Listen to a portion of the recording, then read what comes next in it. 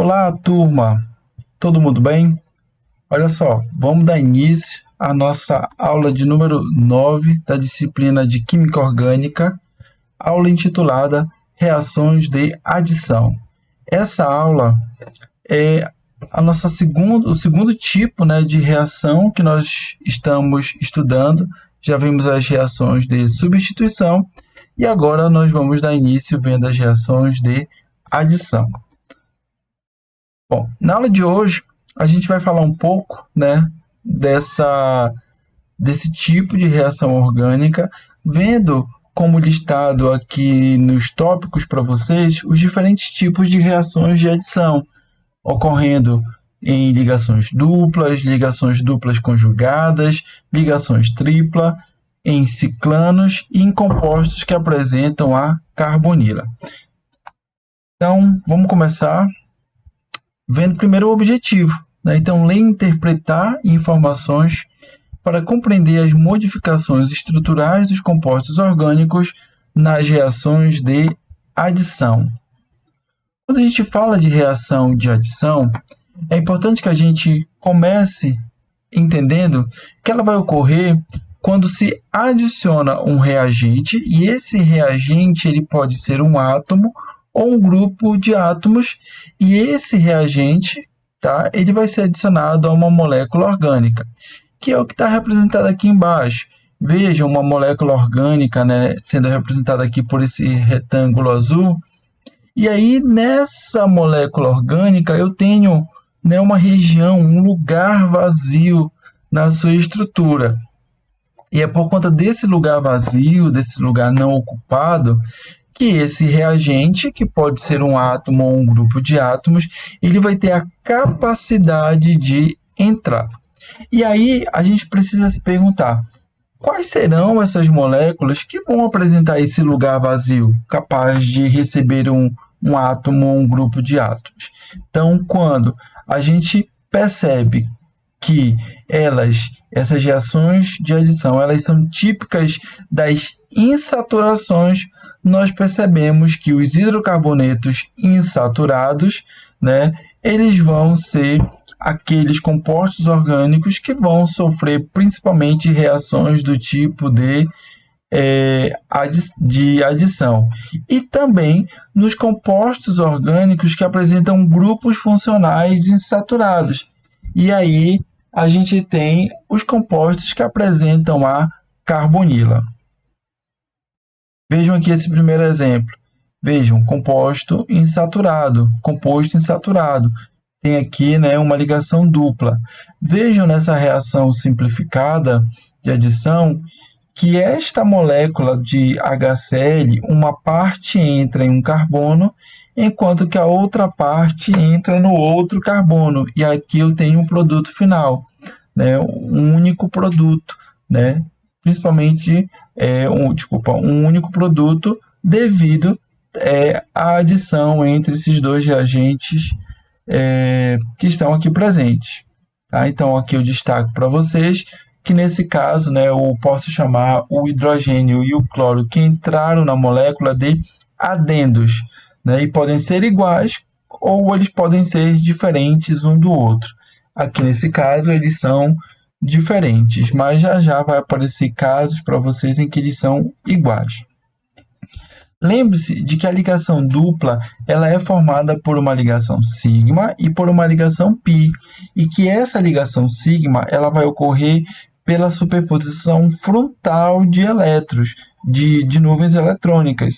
Então, a nuvem eletrônica de um átomo, ela colide frontalmente com a nuvem eletrônica de um outro átomo. E a partir desse momento, eu tenho o estabelecimento da ligação sigma.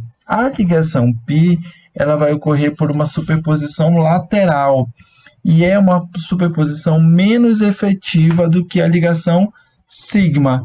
E por conta disso, eu vou saber, né, que a ligação π ela é uma ligação mais fraca, isto é, pode ser quebrada com mais facilidade, permitindo assim a adição de átomos ou grupo de átomos aos carbonos que antes formavam a ligação dupla. É por isso que as reações de adição elas serão tão comuns em compostos insaturados ou compostos que apresentam grupos funcionais insaturados. E é por isso que os alcenos eles são muito mais reativos do que os alcanos. Vamos ver o primeiro caso, que seria a adição ocorrendo a compostos que apresentam uma ligação dupla, tá? No caso, uma ligação dupla carbono com outro carbono. Então, a gente vai ver aqui, primeiro, as adições mais comuns.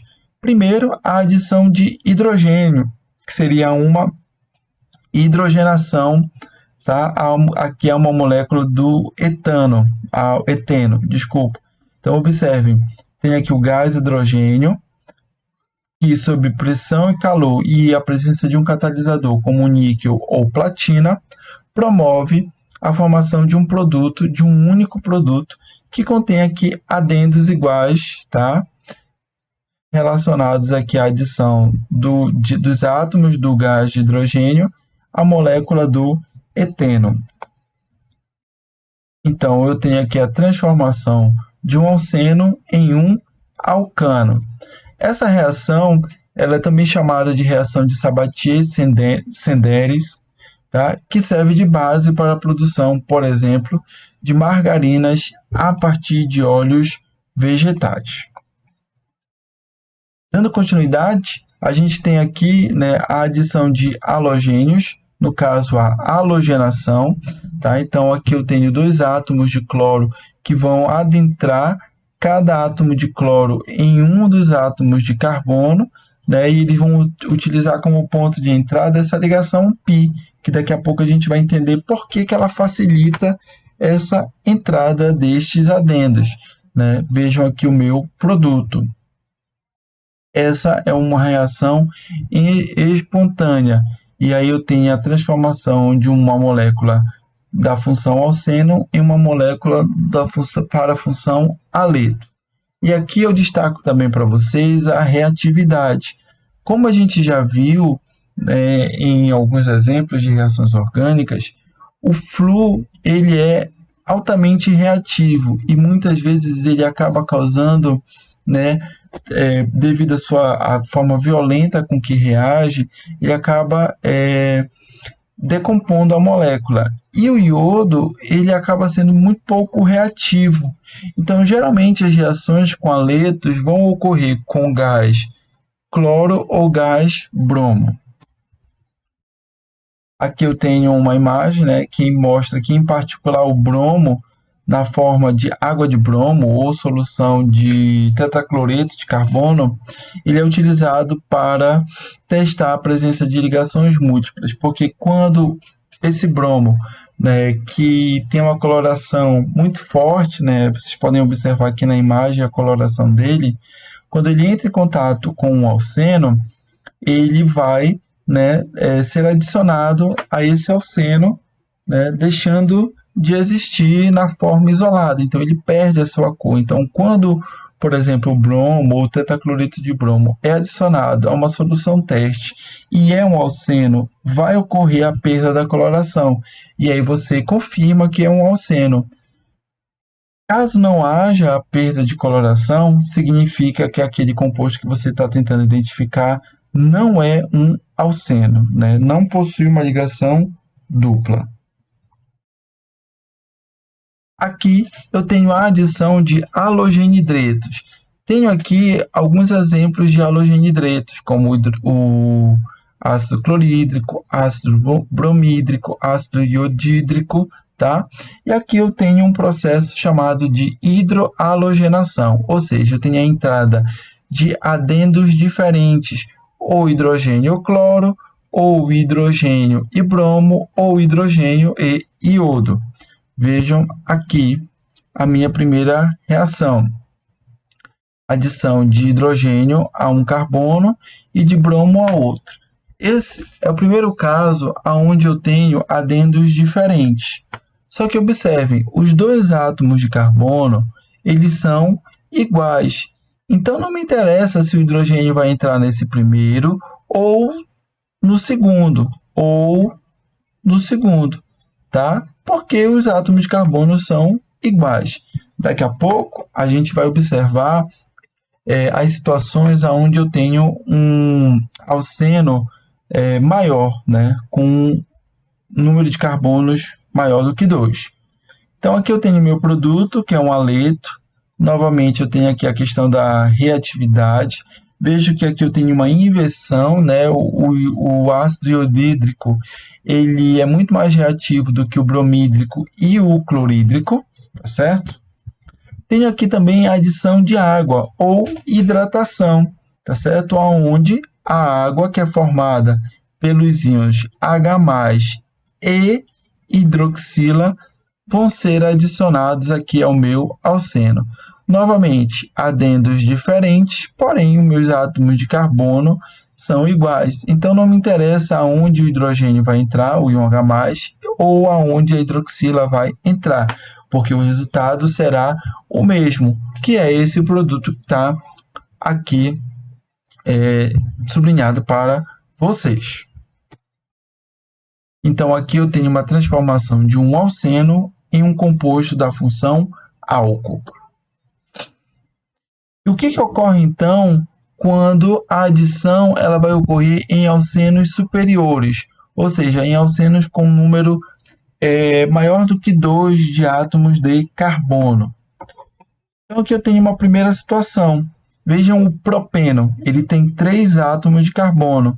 Eu já sei que a adição vai ocorrer aqui, nos carbonos da insaturação, da ligação múltipla, né? Porque é o espaço vazio que a molécula tem, é onde ela ainda é capaz de receber átomo ou um grupo de átomo. Mas observem que agora os átomos de carbono eles não são iguais. Este primeiro tem 2 hidrogênios ligados a ele, e o segundo tem um hidrogênio ligado a ele. Então, o hidrogênio e o iodo, dependendo de onde eu colocar, vai formar produtos diferentes. Ou vai formar este primeiro produto, com o átomo de hidrogênio entrando neste primeiro carbono e o iodo no segundo, ou ele vai formar este segundo produto, com o átomo de iodo entrando no primeiro e o átomo de hidrogênio no segundo.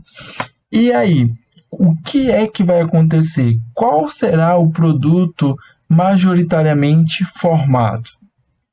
Nesse caso, eu tenho que o primeiro composto ele vai ser o produto preferencialmente formado, com o átomo de hidrogênio entrando no carbono com maior número de átomos de hidrogênio. E quanto segundo, né, tá aqui, dá para ler, ele praticamente não é formado.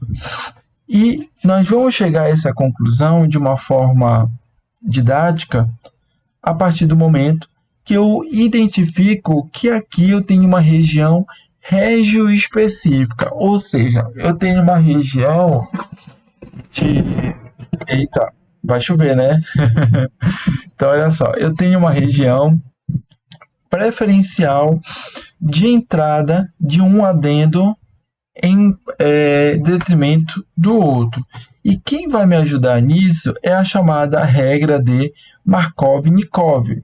O que diz a regra de Markov-Nikov? Ela diz o seguinte: o hidrogênio, que é esse que está destacado em azul, ou um grupo mais eletropositivo, né, caso eu tivesse um adendo aqui diferente, né, um composto diferente de ácido iodídrico, tá? Então, o hidrogênio ou o grupo mais eletropositivo, ele sempre vai ser adicionado ao carbono que já está mais hidrogenado, ou seja, ele entra no carbono mais hidrogenado. E é por isso que eu digo que esse primeiro composto ele vai ser formado majoritariamente. E por que essa regra foi criada? Foi porque Markov-Nikov queria e disse que ia ser assim e acabou? Não, existe um porquê. Olha lá, antes da gente ver, eu quero só que a gente pratique aqui. Olha lá, eu tenho aqui essas reações, né? Então aqui eu tenho alcenos maiores, né? Então vejam que eu sei que a reação de adição vai ocorrer aqui, e aqui eu tenho uma molécula de água formada pelo íon H+, e pela hidroxila. O que eu quero saber? Uma previsão do meu produto obedecendo a regra de Markov-Nikov. Então, eu tenho aqui um hidrogênio que ele é mais eletropositivo do que a hidroxila. Então, ele vai entrar em qual destes carbonos? O carbono com um hidrogênio ou o carbono com dois? Segundo a regra de Markov-Nikov, este íon H+ da água deve entrar aqui, enquanto que a hidroxila vai entrar neste átomo de carbono. A mesma situação aqui. Esse composto, que é o ácido sulfúrico, ele tem como primeiro intermediário um íon H+ e o íon HSO4-. Então, já sei que este carbono é o mais com maior número de átomos de carbono. Então, o meu átomo mais eletropositivo entra nele, enquanto que o HSO4- vai entrar neste segundo. E aí eu vou ter os produtos formados aqui. Vejam, hidrogênio no primeiro, hidroxila no segundo. Hidrogênio no primeiro, o SO3H no segundo. Vamos aqui ver um terceiro exemplo. Novamente, H+ e o Br-. Vejam, aqui é a minha insaturação, então é aqui que eu estou interessado, tá? Este primeiro carbono está ligado a um hidrogênio e o outro também está ligado a um hidrogênio. Então, nesse caso, que não há uma diferenciação no número de átomos de carbono número de átomos de hidrogênio de cada carbono, eu não vou ter um produto majoritário. Os dois produtos serão formados na proporção 50/50, 50% de cada um dos produtos. Isso porque os números dos átomos o número de átomos de hidrogênio dos carbonos da insaturação são iguais. Bom, e aí eu preciso entender por que, né, eu vou ter essa preferência. Isso porque quando eu tenho uma carga positiva em um carbono terciário, eu vou ter uma maior instabilidade do que se essa carga fosse formada em um carbono, por exemplo, primário, né? Ou um carbono que nem está ligado a um outro carbono. E é por isso que a regra de Markov-Nikov existe, porque quando a gente for observar o mecanismo e esse hidrogênio for adicionado ao carbono, ele vai formar um intermediário. E os intermediários terciários, eles são mais estáveis do que os intermediários secundários, do que os primários, ou aqueles que nem estão ligados a um carbono diretamente, né? Vejam aqui, por exemplo, a entalpia de dissociação de uma metila, né? Aqui de um carbono primário, secundário ou terciário, né? Então, parte daqui dessa observação a chamada regra de Markov-Nikov. Vejam aqui, né, nesse diagrama de energia, que eu tenho uma reação mais rápida e a formação de um carbocátion mais estável quando ele é terciário. Vejam aqui o carbono com uma carga positiva, né, um carbocátion, porém ele está ligado a 3 outros átomos de carbono, né? Então aqui eu tenho uma energia de ativação menor do que quando eu tenho um carbocátion menos estável, porque, por exemplo, ele é primário, né? Vejo que ele está ligado somente a um átomo de carbono, né? Então eu gero um carbocátion menos estável e por conta disso eu tenho uma reação mais lenta. Tá? Então, de uma forma geral, o carbocátion mais estável é formado mais rapidamente porque a sua estabilidade aumentada diminui a energia do estado de transição, que é justamente aqui essa energia que a reação precisa alcançar, transpor para a formação do intermediário. Tá certo?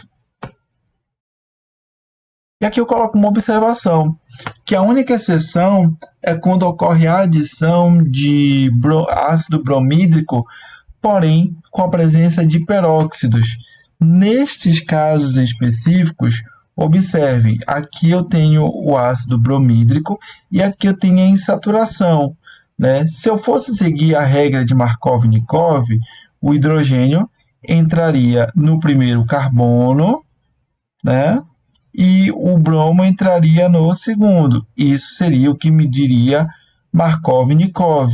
E eu teria este produto aqui sendo produzido de forma majoritária. Porém, como eu tenho o peróxido aqui, esse produto esperado pela regra de Markov-Nikov praticamente não vai se formar. O produto predominante vai ser este segundo, com o hidrogênio entrando aqui no carbono menos hidrogenado.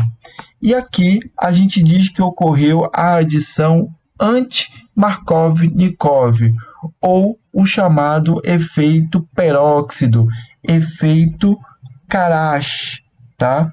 Isso é uma consequência da presença do peróxido aqui no meio reacional.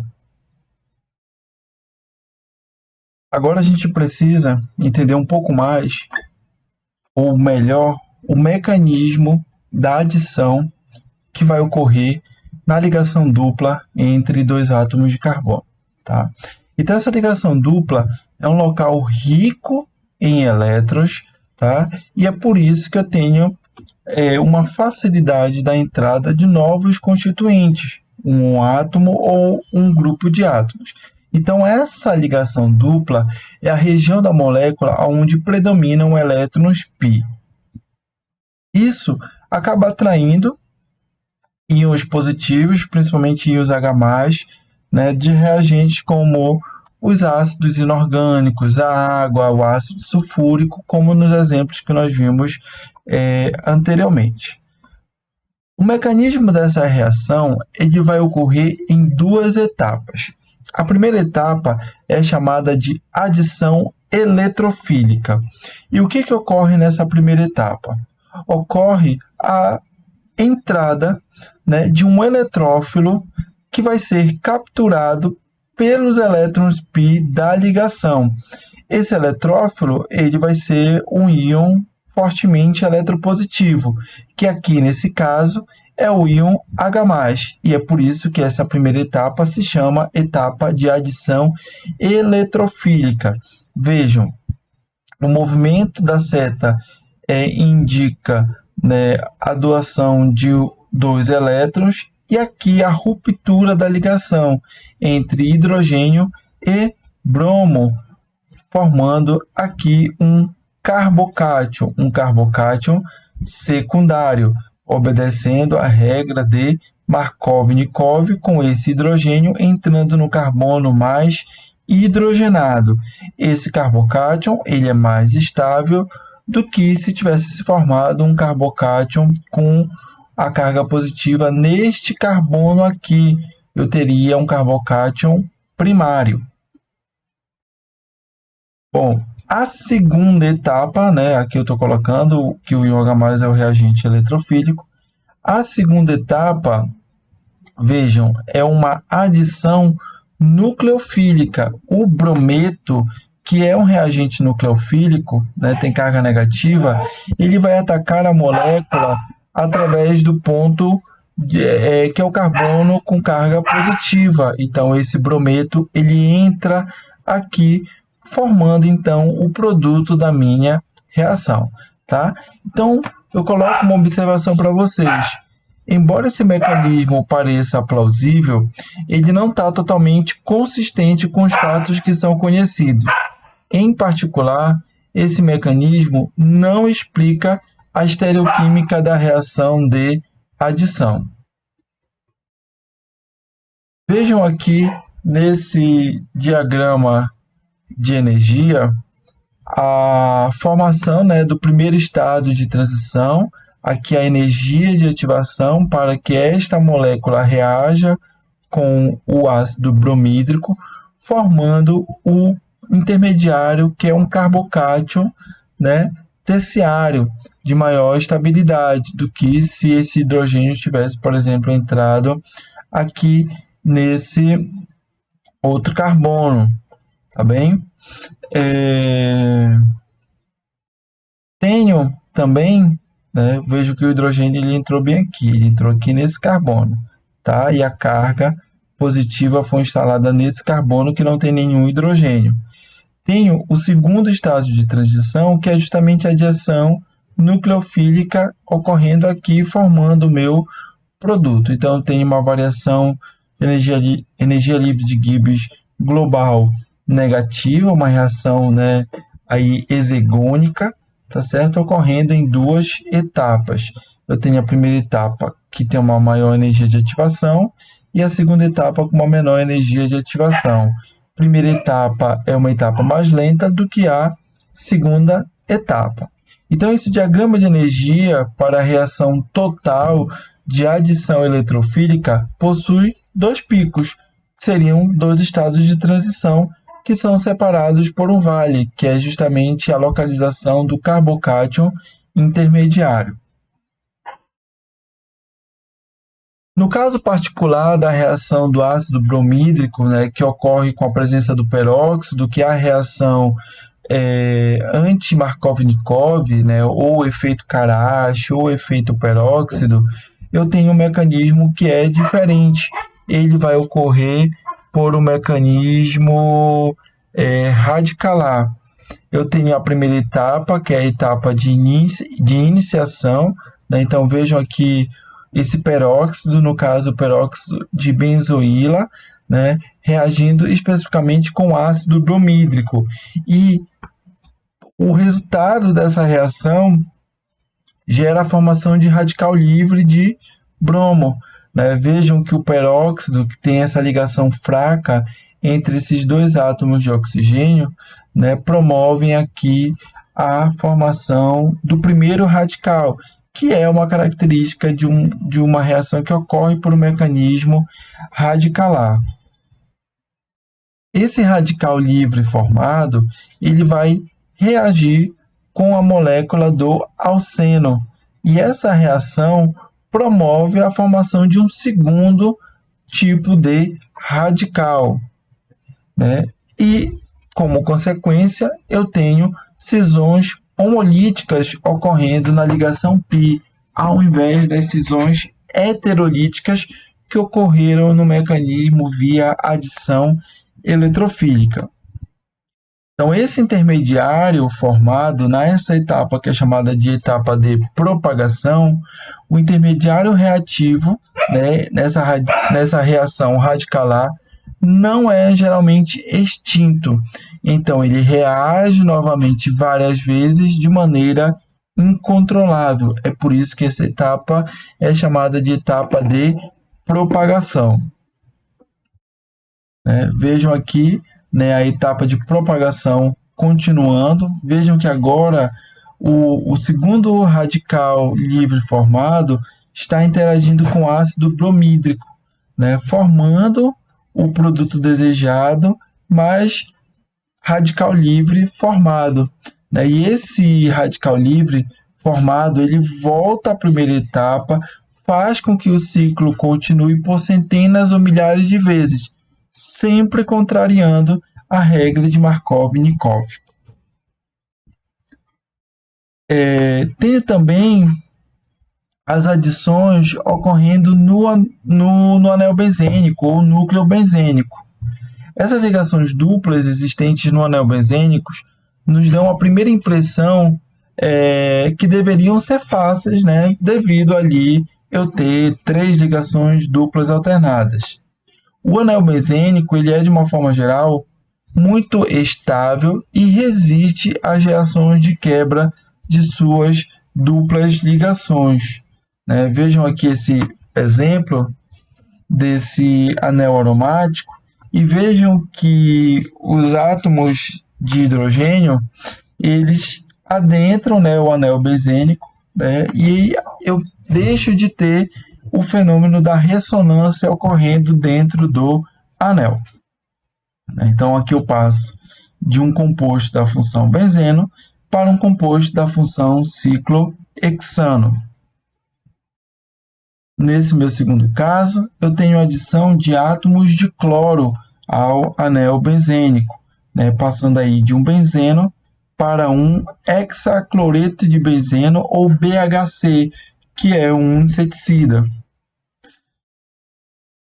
Nesses casos, né, para a primeira reação, eu preciso de catalisadores do tipo níquel e platina e condições drásticas, que seriam condições na temperatura de 300 a 300 graus Celsius e 200 atm de pressão.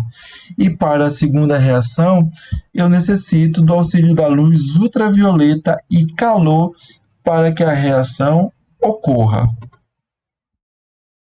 Em hidrocarbonetos aromáticos ramificados, né, as ramificações elas seguem padrões normais de reatividade, que é o que está mostrado aqui, no caso do estireno, né? Então vejam que bem aqui eu tenho uma ligação dupla, fora do anel benzênico, né? Então percebam que quando esse átomo de cloro for entrar neste carbono e neste carbono, o processo de reação ele é como se fosse um processo de reação de um alceno comum, como se nem existisse esse anel aromático. Então, essa ligação dupla da ramificação sofre adições semelhantes a 2 alcenos, como eu havia falado. Tem também os casos das adições às ligações duplas que são chamadas de conjugadas. E quando é que eu tenho uma ligação dupla conjugada? Essas ligações duplas elas são chamadas desta maneira, né, conjugadas, quando estão separadas por apenas uma ligação simples, que é o que a gente pode ver aqui no buta 1,3-dieno. Vejam que aqui eu tenho esta ligação simples separando esta ligação dupla desta outra ligação dupla. Então, aqui é um caso de um composto que apresenta ligações duplas conjugadas. Nesses casos, havendo reagente em excesso, esses compostos darão reações em dobro quando comparados com os alcenos, né? Então, nesse meu primeiro exemplo aqui, eu tenho esse dieno. Observe aqui as ligações duplas conjugadas, separadas por essa ligação simples. E aqui eu tenho gás brometo em excesso. É esta particularidade de estar em excesso que promove a formação desse produto. Vejam que eu tenho a entrada de átomo de bromo em cada um destes átomos de carbono aqui do meu composto, que fazem parte da ligação dupla. E aí eu tenho uma entrada de 4 átomos de bromo. No caso, né, do reagente, quando eu não tenho um reagente em excesso, né, esse reagente está em falta, eu tenho a chamada adição normal, que seria a adição 1, 2, ou eu tenho uma possibilidade da chamada da adição 1,4, que é como vocês podem ver aqui. A adição 1,2 seria esse primeiro caso, né? As adições elas ocorrem em apenas, né, uma ligação dupla, né? Por isso que recebe o nome de 1 e 2 seriam os carbonos 1 e 2. Então, entrada de bromo neste carbono e entrada de bromo neste segundo carbono. A adição 1,4, observem a diferença. Eu passo a ter uma ligação dupla aonde não existia e a entrada de um átomo de bromo no carbono, que seria 1, e no quarto carbono da sequência eu teria uma segunda entrada de bromo. E esta configuração aqui é uma consequência de algo que vocês já conhecem. É a consequência do que a gente conhece como ressonância, né? Então, a adição 1,4 ela é uma consequência direta do fenômeno de ressonância existente em ligações duplas conjugadas. E vale destacar também que o produto da adição 1,4 é um produto mais comum do que o produto da adição 1,2 quando eu não tenho o meu reagente em excesso, né? Então, eu mostro aqui para vocês como é que essa ressonância ocorre, o movimento de elétrons, gerando uma carga negativa neste carbono e uma carga positiva neste segundo, e aí eu tenho um outro movimento de elétrons, gerando a carga positiva agora neste carbono e o deslocamento da ligação dupla. E aqui eu tenho formas ressonantes. Como a adição do gás bromo se processa por um mecanismo iônico, né, a formação de nucleófilo e eletrófilo, as posições a serem atacadas são 1 e 2 na forma da primeira ressonância, e aí eu tenho a adição 1,2, e 1 e 4 na segunda ressonância, e aí eu tenho a chamada adição 1,4. Bom, agora a gente vai entender como é que as adições ocorrem a uma ligação tripla entre dois átomos de carbono. Tá? Então, onde é que vai ocorrer basicamente uma ligação tripla? Vai ocorrer nos alcinos, né, que são os hidrocarbonetos com uma ligação tripla, né, que é a insaturação. Então, o ponto vulnerável dos alcinos será a ligação tripla. Essas ligações elas são menos reativas do que as ligações duplas. E as ligações triplas também, elas vão ser quebradas 2 vezes, o que faz com que, né, elas forneçam, deixa eu só colocar aqui a caneta, isso faz com que elas forneçam reações em dobro de adição. Então, enquanto um alceno sofre uma reação de adição, né, que ali é o ponto da ligação π com a entrada de um grupo ou um átomo a sua molécula, eu vou ter na ligação tripla, né, 2 vezes o número de reações de adição de um alceno. Então, assim, muitas das adições a alcinos, elas ocorrem por um mecanismo que vai ser um mecanismo considerado mais complexo e de difícil conformidade ou de comprovação, que seria melhor, entre o experimental e o teórico. Aqui a gente vê um primeiro exemplo de uma reação de adição ocorrendo em um alcino, que no caso seria uma adição de hidrogênio ou uma hidrogenação. Então, se a gente for observar, o processo primeiro ele ocorre com a presença, né, de catalisador, compressão e temperatura específico, para que esses átomos de hidrogênio adentrem, né, a esse alcino.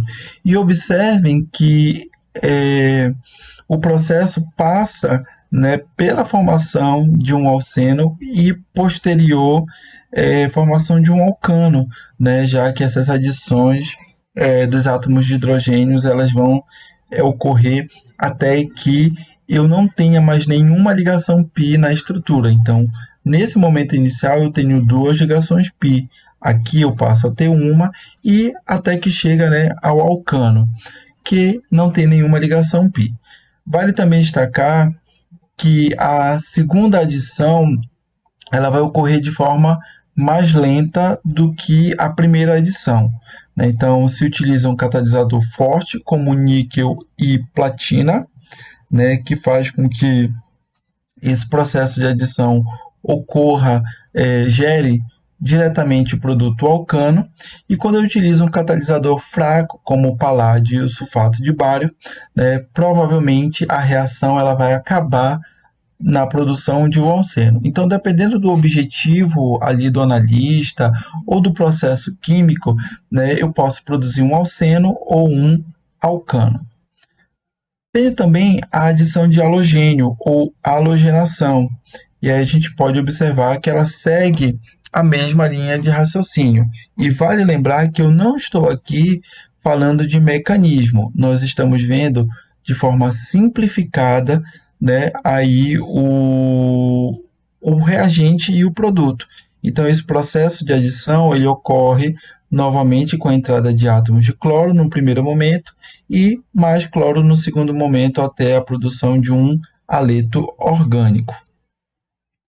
Tenho a adição de halogenidretos ou a hidrohalogenação, né? Então aqui eu tenho o ácido bromídrico entrando um átomo de hidrogênio e depois um átomo de bromo formando aqui, né, um haleto, né, em uma cadeia insaturada, e uma segunda adição formando um dialeto, né, agora em uma cadeia saturada. Né? Então, o hidrogênio ele ligou-se ao carbono mais hidrogenado, ainda em obediência à regra de Markov-Nikov. Porque aqui no primeiro momento, né, os dois átomos eles são semelhantes, então não me interessa muito para onde vai o hidrogênio e o bromo, porque os átomos são iguais. Só que aqui eles se tornam diferentes. Eu tenho um átomo de carbono mais hidrogenado e tenho um menos hidrogenado. Então, neste caso, ainda obedecendo à regra de Markov-Nikov, o hidrogênio entra no mais hidrogenado. Tem aqui um exemplo da adição de água em um processo de hidratação, com a presença de ácido sulfúrico e sulfato de mercúrio. Né? Então vejam aqui hidrogênio e um H+, hidroxila, né? Átomos de carbono iguais, tanto faz para onde eles vão. Nesse processo ocorre um fenômeno interessante que é a tautomeria. Né? Então ocorre uma remodelagem interna, né, dos átomos. Né? Então aqui eu tenho um enol, que é uma função química quando eu tenho a presença de um grupo hidroxila ligado a um carbono insaturado, tá?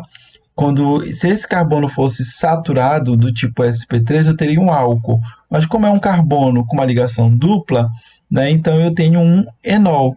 E esse enol, através de um processo de rearranjo, tá, ele pode se transformar em um aldeído. Vejam, esse átomo de hidrogênio ele passa para este átomo de carbono. Isso é o que chamamos de rearranjo molecular. Neste caso, é um processo espontâneo. Né? E essa seta, né, que nós já falamos sobre ela, não é a seta de ressonância, ela é uma seta de equilíbrio químico, né, indicando que existe um equilíbrio dinâmico entre essas duas moléculas. Tá? Existe uma predominância do aldeído, entretanto, as duas moléculas existirão na solução em reação. Então, aqui eu coloco mais uma observação, né? Então, que o enol e o aldeído, eles podem ser considerados isômeros, né? E esse é um caso especial de isomeria chamado de tautomeria. Por isso, dizemos que o enol e o aldeído, eles são tautômeros. As reações de hidratação de alcinos maiores, elas são análogas às apresentadas. Nesses casos, porém, não são produzidos aldeídos, mas sim cetonas, tá? Porque agora eu deixo de ter uma carbonila numa extremidade e ela passa, né? Deixa eu só voltar aqui, vejam, aqui eu tenho uma carbonila na extremidade, então um aldeído. Para alcinos maiores, eu vou ter aí a produção de cetonas, que é um grupo carbonila entre átomos de carbono. Então, observem aqui o processo de hidratação, né, o hidrogênio entrando no carbono mais hidrogenado e a hidroxila no outro carbono. Né? Formei aqui o meu enol que por rearranjo molecular pode formar uma cetona, né? Então esse enol que está bem aqui, eu passei ele aqui para baixo. Então vejam o rearranjo molecular do hidrogênio saindo da hidroxila e indo para esse outro carbono e formando aqui uma cetona, carbonila entre dois átomos de carbono. Então, aqui é o mais próximo que nós vamos chegar, né, da ideia de um mecanismo de reação, mas a gente não vai entrar nesse mérito na nossa aula. Tem também reações de adição ocorrendo em ciclanos, né? Então, o que são ciclanos para a gente relembrar que foi logo lá no começo da nossa disciplina?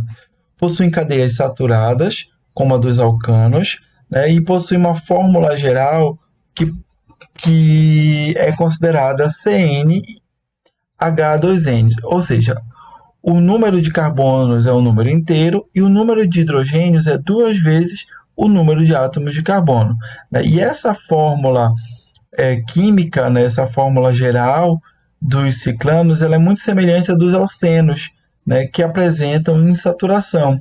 E daí a gente tem, né, uma possibilidade dos alcenos também dos ciclanos também sofrerem reações de adição. Então, para esses compostos, podem ocorrer duas hipóteses. Uma delas é a quebra do anel, tá? Então, é uma adição relativamente fácil quando essa quebra do anel ocorre, ou pode não haver a quebra do anel, né? Nesse caso, onde não existe a quebra, o que ocorre é uma substituição de um átomo auxiliado pela ação da luz. E aí, nesse caso, quando a gente observa a presença da luz, a gente tem um forte indício de que o mecanismo ele é radicalar. Vamos ver aqui um exemplo, né? Vejam aqui o ciclopropano. Nós já sabemos da tensão que existe nesse anel, né? Devido o ângulo dessa ligação aqui ser bem distante de 109,5 graus. E aqui o bromo, né, vai ser adicionado. Vejam que houve, né, justamente a ruptura do anel. Eu deixo de ter uma cadeia aberta, fechada, cíclica, para ter uma cadeia acíclica, com os dois átomos de bromo adicionados à cadeia. Nesse segundo caso, onde eu tenho um composto cíclico, que tem um ângulo de ligação que é favorável, né? Nós já vimos que o ciclohexano ele assume a conformação cadeira, né? Que faz com que o seu ângulo de ligação seja praticamente 109,5 graus. Então, nestes casos aqui, eu não vou ter uma ruptura do anel, eu vou ter um processo de substituição. Vejam que um átomo de bromo entra e um átomo de hidrogênio, ele está oculto, sai. Tanto é que eu tenho dois produtos. Em uma reação de adição, geralmente eu tenho um único produto, né? Então, de acordo com a teoria das tensões nos anéis proposta por Bayer, nos ciclanos menores, geralmente ciclanos com 3 ou 4 átomos de carbono, as valências do carbono normalmente, né, com ângulo ali de 109,5, aqui eu coloquei um valor bem preciso, mas a gente pode considerar só 109, estão flexionadas, criando-se uma tensão que facilita a ruptura do anel e a consequente reação de adição. E aqui, pessoal, eu queria só fazer uma correção. Não é valência, tá? É ângulo, os ângulos do carbono. Eles estão aí assumindo um valor distante de 109,5 graus. E, por fim, eu também tenho adições ocorrendo a carbonila. A carbonila, vale lembrar, é quando eu tenho um oxigênio ligado através de uma ligação dupla a um átomo de carbono. Nesse caso aqui, a gente vai perceber que a carbonila ela pode estar presente em compostos como os anidridos, como o cloreto ácido, e além disso, ela pode estar presente em aldeídos, cetonas, ácidos carboxílicos e ésteres. As reações, né, que vão ser apresentadas a partir do próximo slide, elas vão ser aplicáveis a aldeídos e cetonas. né? Isso porque esses compostos orgânicos são muito reativos e os aldeídos são considerados como mais reativos do que as cetonas. Então, aqui nesse exemplo, né, que é a adição de hidrogênio ao aldeído, ocorrendo sob pressão e temperaturas específicos e com a presença de um catalisador metálico, no caso aqui o níquel, né? Então, observem a entrada de hidrogênio, um no carbono e um no oxigênio, e não estou falando em nenhum momento de como é que esse mecanismo ocorre, eu estou mostrando para vocês o início e o fim. O meio, que é o mecanismo, ainda não foi apresentado. Tá? Então, eu tenho aqui o aldeído e aqui o meu produto, que é um álcool primário. Novamente, tenho aqui agora uma acetona, sofrendo uma reação de adição com gás hidrogênio sobre os mesmos meios, pressão e temperaturas específicos e um catalisador metálico. Observem que, nesse caso, um átomo de hidrogênio entra no oxigênio e um átomo de hidrogênio entra no carbono, formando agora um álcool secundário. E nós já aprendemos a classificar álcool primário porque a hidroxila está ligada a um carbono primário. Álcool secundário porque a hidroxila está ligada a um carbono secundário. Tá? Essa reação ela é considerada, na verdade, uma reação de redução. Com redutores mais fortes, o álcool final pode ser transformado no alcano correspondente. É uma observação caso a gente quisesse produzir alcanos através, né, de um aldeído, de uma acetona, passando aí por esse processo de formação de um álcool. Tenho também a adição de cianidreto, né, que seria o HCN. Então, observem aí que o hidrogênio ele entra no oxigênio.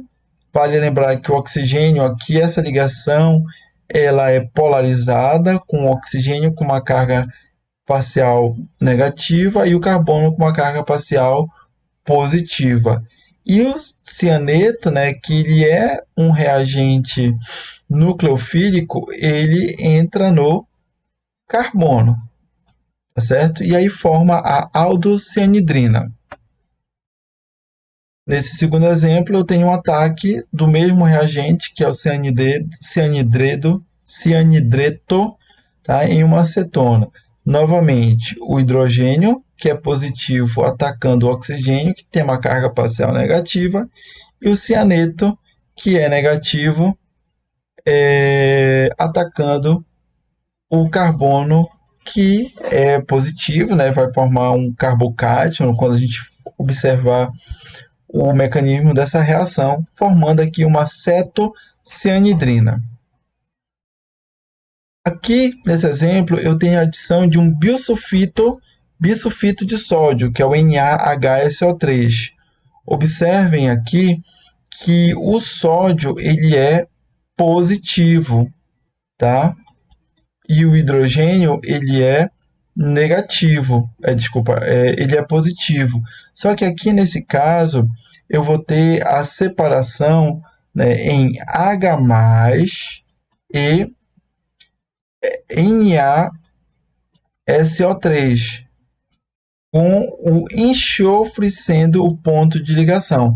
Tanto é, nós observamos aqui no produto resultante, ligada ao carbono, esta partícula SO3Na.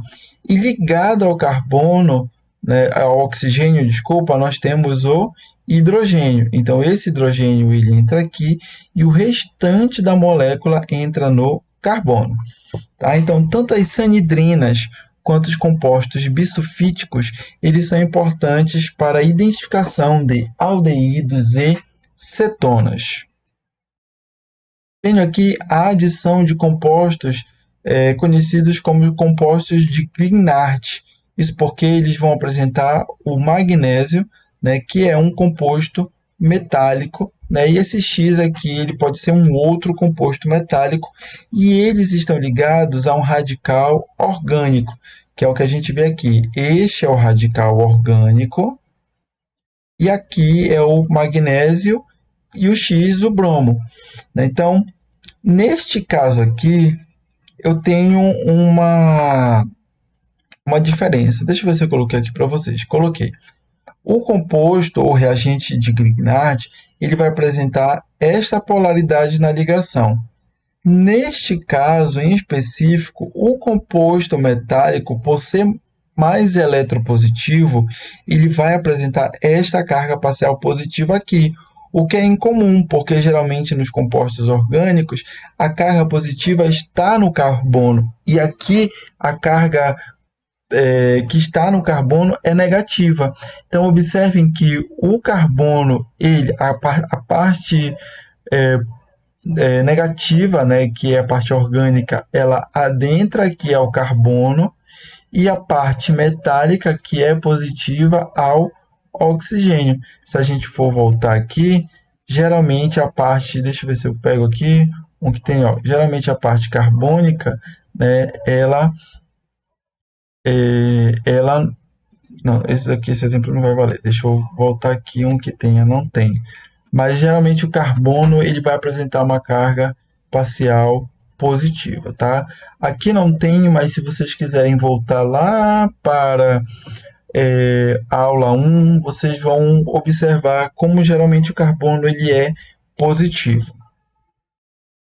Então, o produto é o chamado brometo de alcoximagnésio. Compostos deste tipo são importantes, pois reagem com a água, isto é, sofrem hidrólise, produzindo álcools. Vejam aqui o exemplo, né? Então, aqui o composto, né? Deixa eu só voltar aqui para ver o nome, gente, que eu esqueci. Brometo de alcoximagnésio. Então, vejam aqui ele reagindo com a água, né? Um processo de hidrólise, formando o álcool, que seria o 2-butanol. Vejam aqui a hidroxila ligada a um carbono sp3. Tá? Então, de acordo com as duas últimas reações apresentadas, nós podemos perceber o seguinte. Aldeído, a partir de 2 átomos de carbono, eles produzem álcool secundário. E a cetona, ela produz, né, um composto da função cetona, produz álcool terciário. Opa, aqui eu já coloquei a resposta, mas vamos lá. Então, nesse problema aqui, eu coloco desenhe a estrutura do produto a partir dos seguintes reagentes para cada reação. Então, vejo que eu tenho um reagente de Grignard, parte negativa, parte positiva. Então, a parte negativa entrando no carbono e a parte positiva no oxigênio.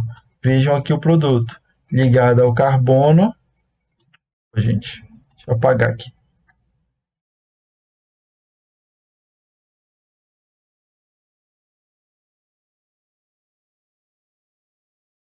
Vejam lá, ligado ao carbono, ligado ao oxigênio. A mesma coisa aqui na letra B. É a parte orgânica que vai ter uma carga parcial negativa, então ela vai adentrar ao carbono, enquanto que a parte metálica é positiva e vai adentrar o oxigênio. Então, eu consigo observar aqui o meu produto. Então, vejam que eu estou conseguindo identificar o meu produto, né, a partir dos reagentes e sem precisar observar detalhadamente o mecanismo da reação. E aí, chegamos então ao final, né, da nossa aula, vendo como é que ocorre o mecanismo das adições à carbonila. Então, o que a gente precisa começar sabendo? Que o ponto reativo da molécula é a carbonila. Nós vimos em todos esses últimos exemplos agora que todas as reações de adição ocorreram na carbonila. Por quê? Porque ela tem uma ligação π ali entre o carbono e o oxigênio e porque ela também é altamente polarizada, né? Ali você tem o oxigênio, que é fortemente eletronegativo, e o carbono, que é eletropositivo. E também nós temos o fenômeno da ressonância ocorrendo. Então, o que seria a ressonância na carbonila? Seria esse movimento de elétrons da ligação π para o oxigênio, gerando uma carga positiva no carbono e uma carga negativa no oxigênio. Então, essa polaridade, formada nessa ligação, faz com que esta região da molécula se torne suscetível a ataques nucleofílicos, né? Ataque de espécies que vão ter aí uma carga parcial negativa. Vamos ver aqui um exemplo. Então, aqui eu tenho a reação, né, deste aldeído, tá, com o ácido cianídrico. Eu já sei qual é o meu produto. Eu já sei que o hidrogênio ele vai entrar no oxigênio e o cianeto vai entrar no carbono. Mas como isso ocorre? Primeira etapa. A primeira etapa é o processo de dissociação desse ácido cianídrico, né, formando um reagente nucleofílico e um reagente eletrofílico. Mas aqui quem me interessa é o reagente nucleofílico, que é o cianeto, com carga negativa. Enquanto isso, passamos para a segunda etapa. Na segunda etapa, nós temos a ressonância na carbonila, que faz com que o oxigênio adquira uma carga negativa e o carbono uma carga positiva. Quando esse átomo de carbono adquire essa carga positiva, formando aqui um carbocátion, a molécula ela se torna suscetível a esse ataque nucleofílico. E aí eu tenho a formação, né, desta estrutura aqui com uma carga negativa no oxigênio. Vale lembrar que eu tenho ainda no meio reacional um íon H+, que é quem vai aparecer aqui na minha terceira etapa, realizando um ataque eletrofílico ao átomo de oxigênio com carga negativa. E, por fim, eu tenho o meu produto, é a minha molécula, né, que adicionou tanto o íon H+, quanto o íon cianeto à sua estrutura.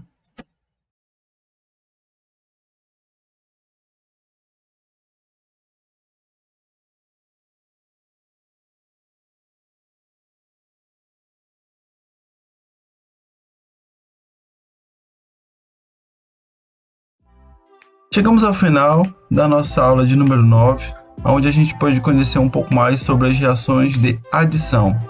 Vimos que a principal característica para que um composto orgânico sofra uma reação de adição é que ele tenha um lugar vazio na sua molécula. E que lugar vazio seria esse? Seriam as ligações insaturadas.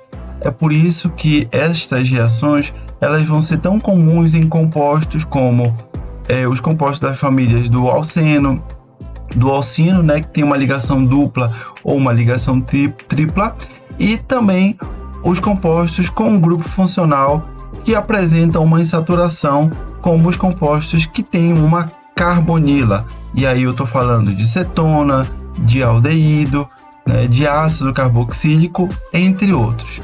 Então, reconhecer aqueles compostos que podem efetuar uma reação de adição é fundamental para que a gente consiga prever inicialmente os produtos. E aí a gente falou bastante aqui sobre a chamada regra de Markov-Nikov, né, que orienta a entrada do átomo de hidrogênio naquele carbono mais hidrogenado. Vimos alguns casos particulares, como o efeito Karash, tá certo?